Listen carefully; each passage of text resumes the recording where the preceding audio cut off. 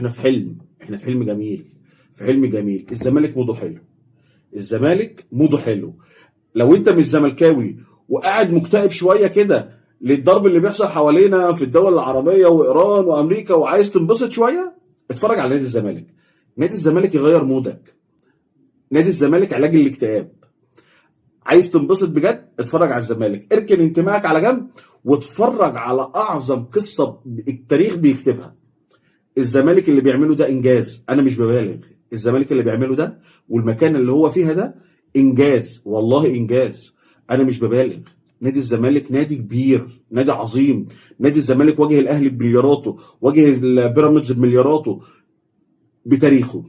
الزمالك واجه كل ده بس بالتاريخ، ولاعيبه رجاله في الملعب، ومدير فني عنده رؤيه وعنده استراتيجيه. مدير فني عنده طريقه لعب، عنده شغل بيحصل جوه الملعب. الاستراتيجيه بتاعته في الماتشات الكبيره ان انا هسيب لك الكوره. انا مش مشكلتي مع المدير الفني ان هو يسيب لك الكوره او ما يسيبش الكوره. انا مشكلتي مع المدير الفني بتبقى بناء على طريقه لعبه.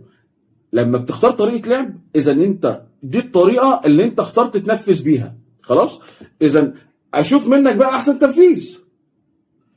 فلما تيجي تنفذ والاقيك عارف تنفذ، يبقى انت مدير فني عظيم. حتى لو طريقه اللعب دي مش عجباني وبتحسسني في معظم في اوقات كتير في المباراه ان انا مش انا الكفه الربحانه، بس انت بتعرف تأدي وبشوف منك اداء وحاطط اللعيبه في روح اون فاير. اللعيبه كلها اون فاير من اول ما جه كابتن معتمد جمال، اللعيبه كلها اون فاير. الزمالك كان بيبدا التحضير من تحت. شوف بقى التطور، الزمالك كان بيبدا التحضير من تحت مع كابتن معتمد جمال، فريق بطيء جدا، فريق مميت، خلاص، بس كان المهم عنده ان الفتره دي يكسب فيها. فالزمالك لما قعد كابتن معتمد جمال واللعيبه بدات تشرب الطريقه، بقت النهارده بتشوف الزمالك تحضيره من تحت اسرع شويه. ده لسه الزمالك هيعلى. بتشوف تحضيره اسرع شويه، بتشوف الهجمات المرتده اللي كانت بتتقطع على دايره السنتر النهارده بتكمل وبتجيب اهداف وبتعمل كره خطيره والزمالك بقى ليه شكل، بقى فيه شكل. لما كل ده بيكتمل، اللعيبه بتبقى لها شكل، الفريق بيبقى ليه شكل، الجمهور بيبقى مبسوط.